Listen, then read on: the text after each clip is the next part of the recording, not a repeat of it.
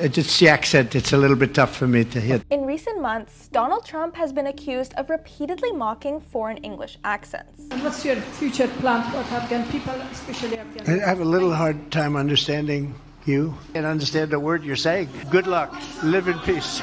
Go ahead, please. According to this expert on accent discrimination, this reflects a persistent pattern among many Americans and Britons who still see their accent as the absolute norm for all of humanity. Global voices are not getting the respect they deserve.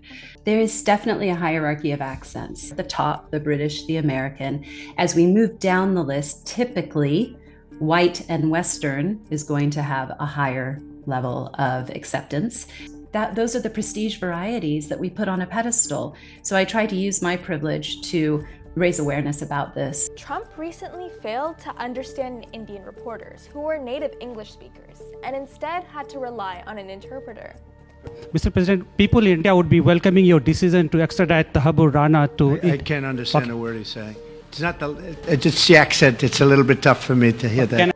During a meeting with African presidents, he appeared shocked that Liberia's president could speak English, forgetting that Liberia is an English-speaking nation founded by freed African Americans in the early 19th century.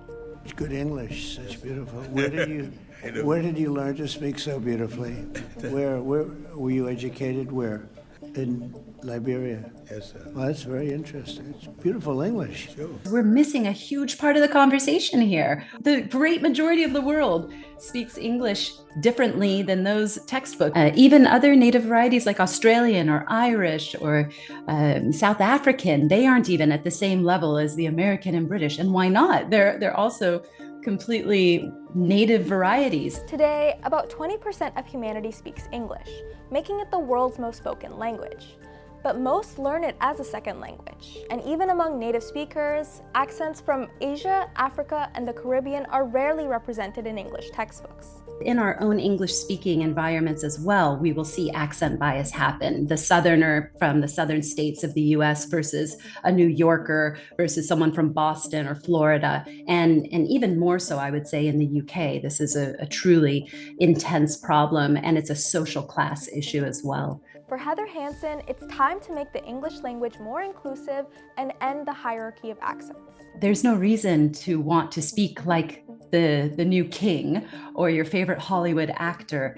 You shouldn't need to target that variety, yet people still want to. It's really about connection and not perfection. If you are communicating and they can understand you and you understand them, then that is successful communication, and that's all that matters.